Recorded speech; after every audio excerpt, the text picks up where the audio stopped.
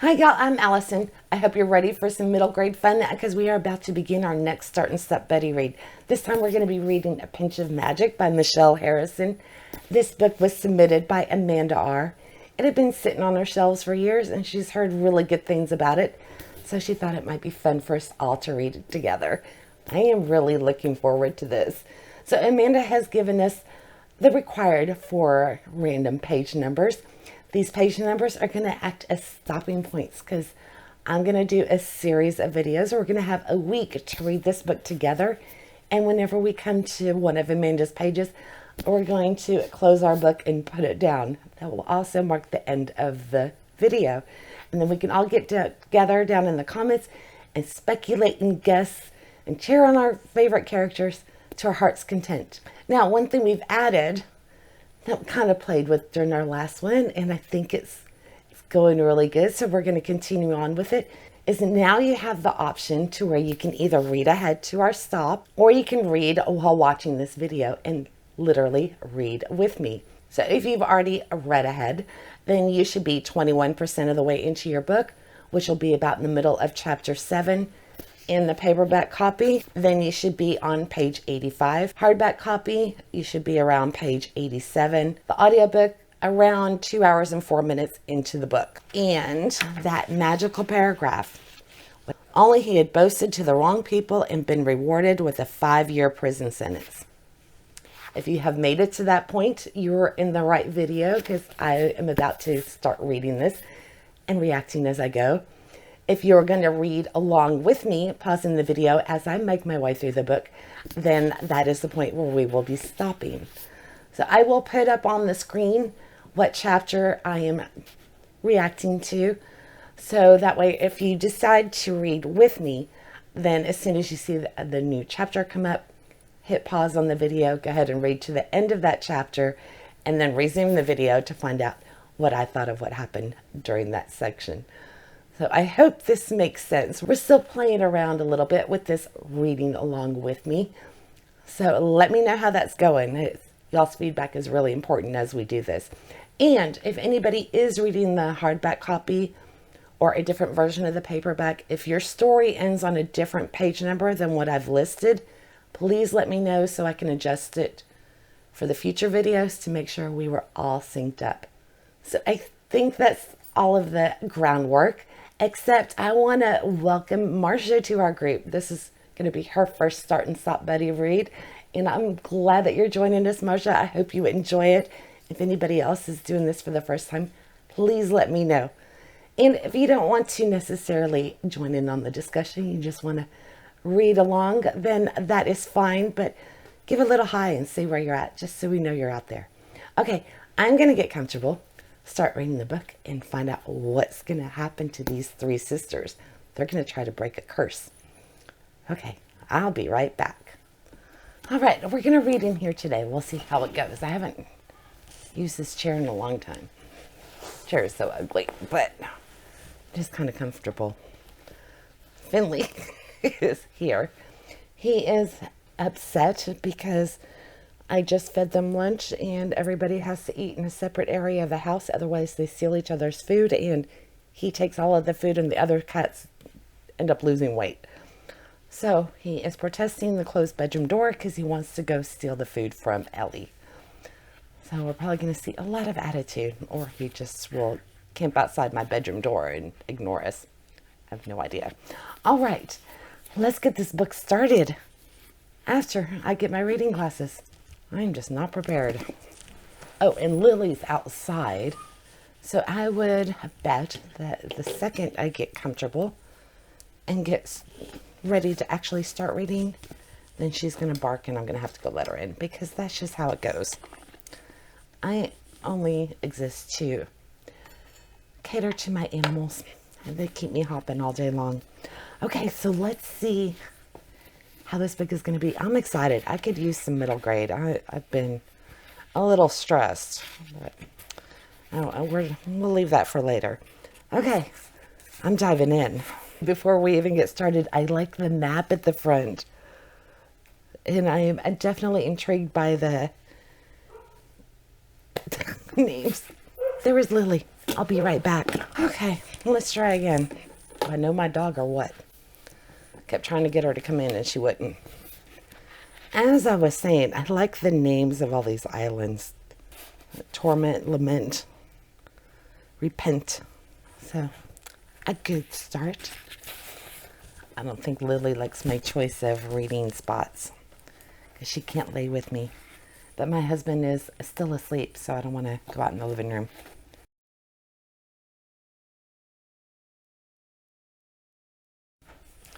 Ooh, based on the prologue, we're in for a treat. I would assume that whoever that is in the tower, I don't think it's one of the three sisters. I think it's somebody else. Maybe the person, it's probably the person who cursed her family to begin with. But great way to start us out. I love the imagery of that being up in the tower in the castle. And yeah, so she's on, I'm assuming it's a female. Yeah, because she's being accused of being a witch. So she's on the misty marshes looking across at Crowstone. I'm referring to the map. So I like that. This is going to be fun. I want to know who the witch is and who she killed and under what circumstances. So many questions. But I guess the best way to find out is if I actually start reading chapter 1.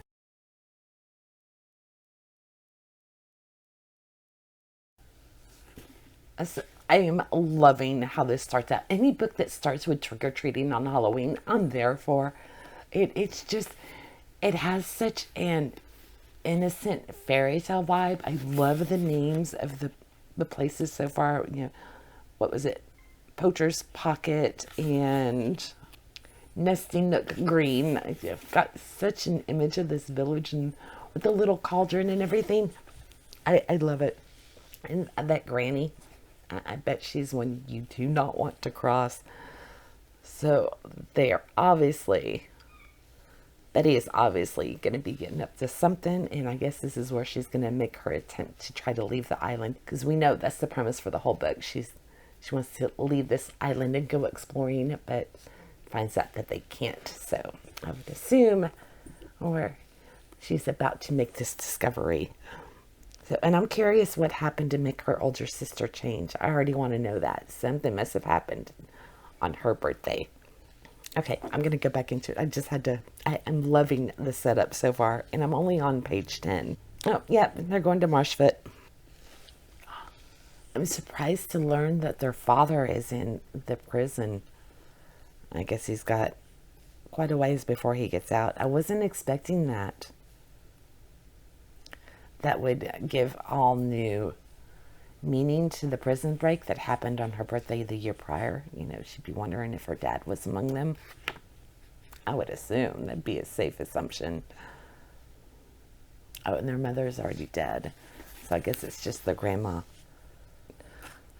So those islands at the beginning with torment and lament, and that's pretty cool how they've dedicated the islands for what they need. You know, the graveyard being on lament and torment for those that were exiled. I really like that. I'm liking how this world is shaping out. It's, I don't know, it gives a fairy tale vibe. I love a good fairy tale, so I'm enjoying this so far. Okay, I was wondering how they were gonna be trapped. I mean, literally, the mechanics of it.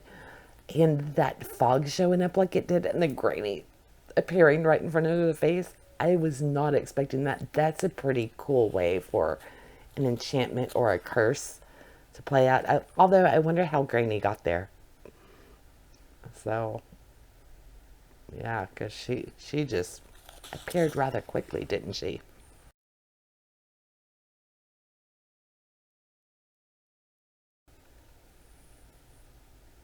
I really love Granny when she's telling off the ferryman that if he gets lippy with her, that she knows his father. So I want to know, though, how does she appear on the boat? I would assume she's got some magical powers. Maybe the carpet bag allows her to teleport, fly, I don't know. Okay, so I'm betting the older sister already knows that the family's cursed and they can't leave, and that's why she changed and is no longer adventurous. And now Granny is probably really struggling with wanting to tell Betty the truth and probably also wanting to really ground her for sassing back. But, that would be a tough spot, having to constantly, make up reasons why they couldn't go anywhere. I feel for Granny, and I love her. I think she's going to be a lot of fun. I always like the straightforward, outspoken characters, the no-nonsense takers. Oh, they're about to find out. Granny's going to tell them.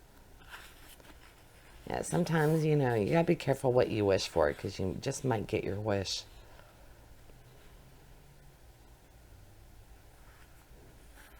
Yep, the carpet bag was like a magical. It allows them to portal wherever they want to go. Well, I'm assuming there's limitations, so it's probably a portal wherever they want to go on Crow's. What's the name of it? Crow's Stone? Yeah, Crow's Stone. I'm really liking this setup. Yeah, we're going to be in for a good time. And this is the start of a series. There's actually 4 books, or maybe the 4th one's about to come out.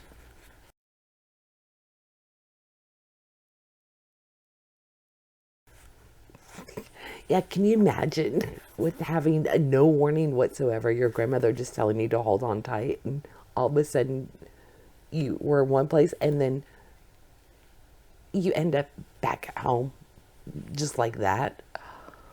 Yeah, I don't know if I would just be struck dumb and not be able to speak, or if I'd be like little Charlie and just start crying. That would just really freak you out.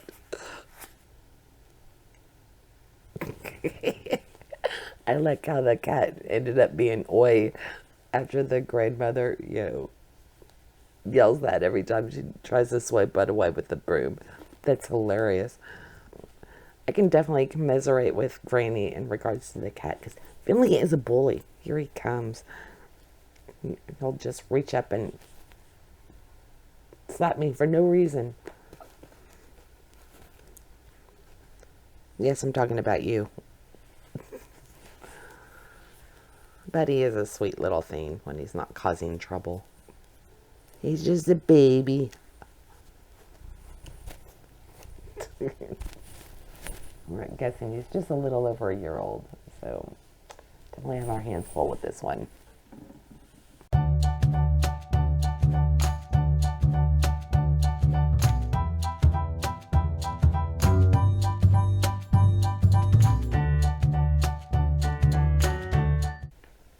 No, he's trying to eat the microphone. It's a little battery pack. Poor little Charlie. She starts crying harder when she finds out that the bag's going to be hers one day.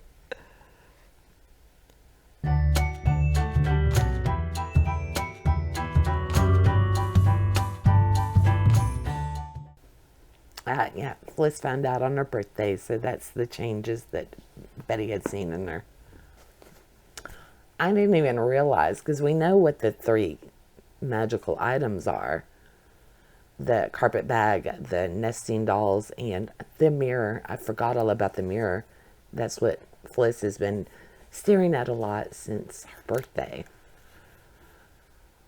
So yeah, it was the magical mirror. So I guess it lets her talk to people who aren't there. I wonder who she's talking to. A pinch of magic. That's where we get our title. Each item has a pinch of magic, which is really cool. I like that. I want to know why their dad's in jail. So he's been in there for a few years. So did it happen when Fliss turned 13? So she seems to harbor some resentment for her dad. Understandably so. But I'm curious now to know what happened. So can you imagine joining this family, marrying into this family, and then finding out about these magical items? And I'm assuming also finding out you're not allowed to leave Crowstone ever. That would be... I wonder if they knew before. I would bet not. That would kind of suck. Welcome to the family. By the way, you can never leave here.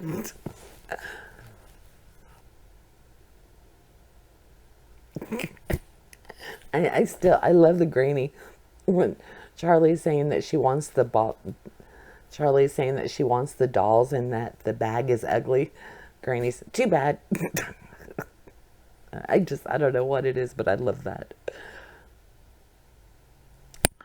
She can go invisible using the dolls. That's crazy. Even in the mirror, she doesn't show up. That's pretty awesome.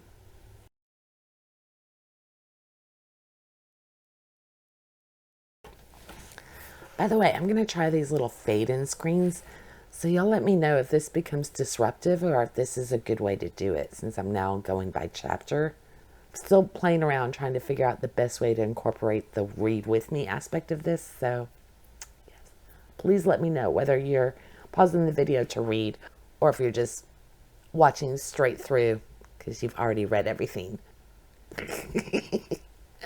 I like how Betty tests the invisibility by making a rude gesture to her grandmother. That would be a very good way to find out if it actually works or not. Because this granny, there's no way she wouldn't respond to that. She immediately, what do you think you're doing? And then Charlie likes seeing the dish towel just snapping through the air on its own, flying through the air on its own, and Fliss is the one that freaks out by it. You would expect that with Charlie, with Oliver crying earlier from being transported, that she would be upset by the towel in the air, but nope, it's Fliss. I love this little family so far. Oh yeah, when you think about these as protection, because these are all things that they could use to flee. What's going to be after them? Because what would you need to be able to go invisible for, or to be able to teleport anywhere, or talk to someone that's somewhere else? That means you're running from something pretty nasty, I would assume. She can make other people disappear. She named her loose tooth. I love that she gave a name to her tooth. The one that fell out. Yeah. I love this family already, as I've already said. I was not expecting that. Peg the tooth. She wants to catch the tooth fairy with it. How precious is that? And she's leaving disgruntled notes for the tooth fairy because she hasn't managed to get it. I love it. So it's looking like Granny's not going to tell them about the curse. At least that's my guess, because she doesn't know where these magical items came from. But Betty's thinking that she actually does. She's just not going to tell them. So she probably doesn't want to scare him.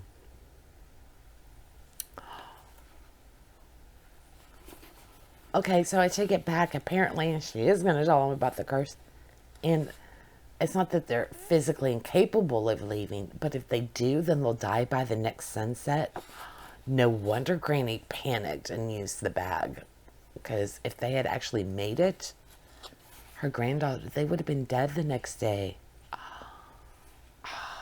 So yeah, whoever it was in the tower at the beginning, I'm assuming is who laid this curse, and one of their ancestors, one of the women in the family must have been responsible for them landing there.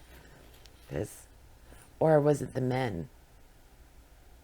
Because the gifts can only go to the women in the family. So maybe it was one of the men, and I don't know. I don't know. I could keep. I'm gonna wait and guess more in a little bit, but I am loving this so far. How about y'all? I mean, can you imagine sitting around the table with your grandma? It's your birthday. You were gonna go out trick or treating. You tried to go to a fair on the next island by going on the ferry, and not only did you get caught sneaking out, but then your grandma shows up out of thin air. Then she whisks you back home. using thin air. And then you find out about these magical objects, and now you find out your family's curse. What extreme, yeah, your head would be spinning going, you would probably think you were dreaming. You'd be like, no way, this is real.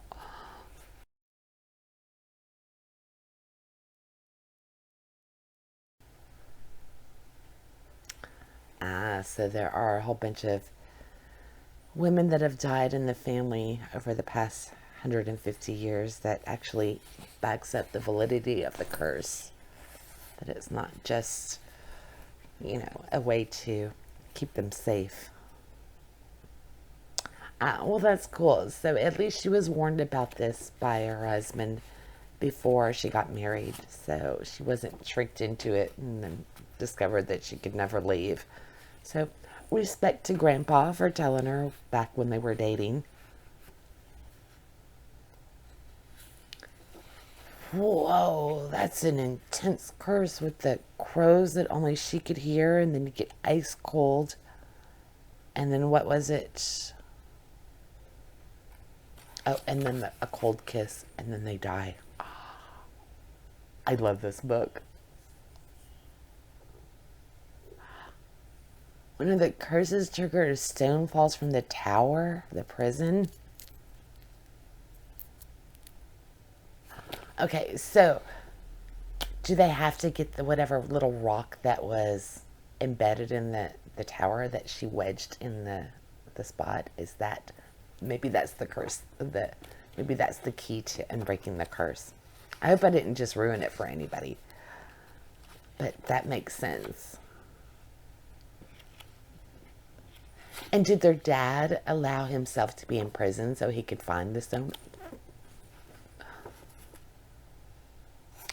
How sad is it that their mom died because she was trying to go get help for the grandmother and her husband who had been sick, and she got lost and fell into a frozen pond. That's just heartbreaking. Oh, it was really sweet that Fliss didn't tell Betty about the curse, that she wanted to allow Betty to have that hope that one day she would get all these travels that she wanted. So even if Betty doesn't see what she was doing for her, it was really sweet.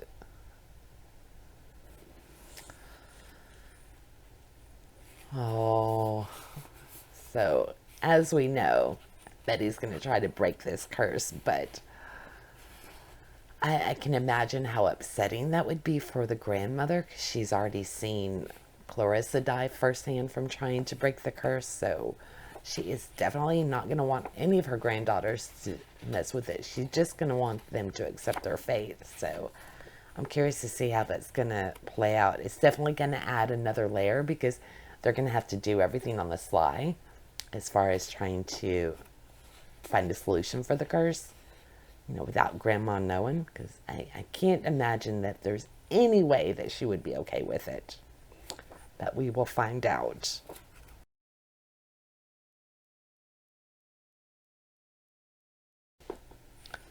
Okay, I am really impressed that Betty has the discipline not to open up the letters that they found from their father, hidden within, yeah, hidden within all of the family paperwork.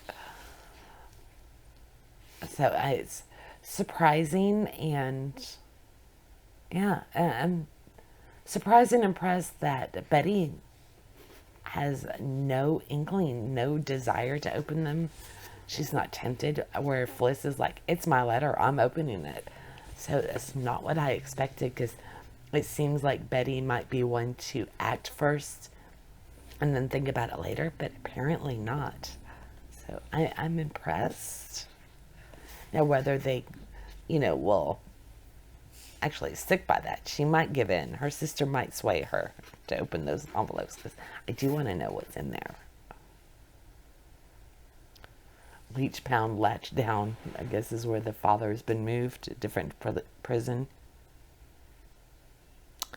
Oh, yeah, with him being moved, that it might entice the girls to go farther than where they're allowed.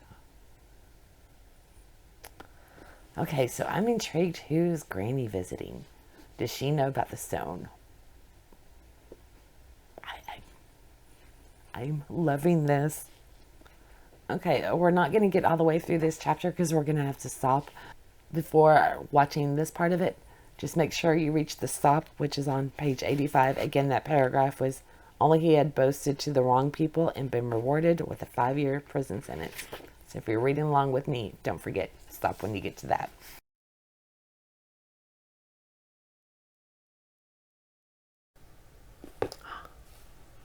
I just reached the stopping point and they're on the way to the prison.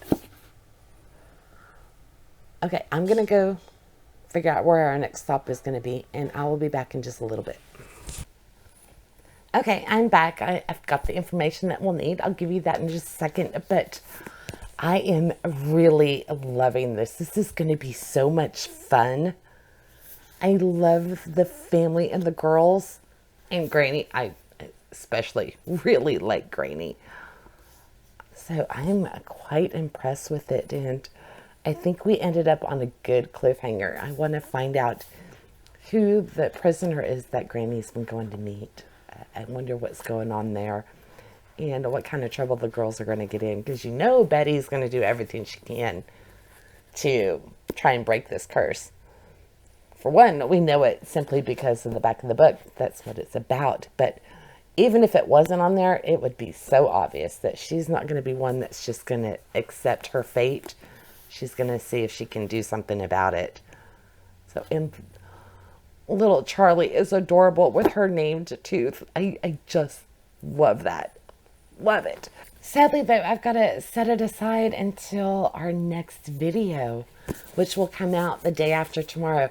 Now, if you do stumble across this later, after all of the videos are up, or even if you're just a little bit behind, then I'm going to challenge you to wait at least 24 hours before picking the book back up, because it really adds to it, the anticipation of waiting to find out what's going to happen next. So, but whenever it is time for you to pick up your book again, you need to know where you'll be stopping next time. And our next magical paragraph is going to be in, let me find the chapter for you, towards the end of chapter 12. In the paperback, this will be on page 160. As far as I can tell, on the hardcover book, around page 172. And if you're listening to audio, it'll be 3 hours and 55 minutes. Again, if y'all are using any of those other versions, let me know which page your story ends on, and then I will have an accurate page for you in the videos that come to follow. Your magical paragraph, whenever you see this line, and then stop reading and close your book. Betty's skin crawled with shame. I'm sorry, Charlie. So when you see that, it is time to close it. Now, of course, with our new format, you don't have to read up to that point. You can just wait for the next video to come out and read along with me.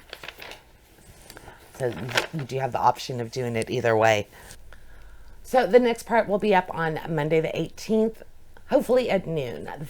It may have to go out a little bit later. I've had some stuff come up that was unexpected. So depending on how my Monday morning and weekend plays out, that video may be a little bit late. If it's not there at noon on Monday, don't worry. It will be hopefully up before too long, but it should be up at some point on Monday. Just keep an eye out. Be sure that you've subscribed and hit that notification bell just in case. Then hopefully YouTube will let you know when it does go up if it is a little late.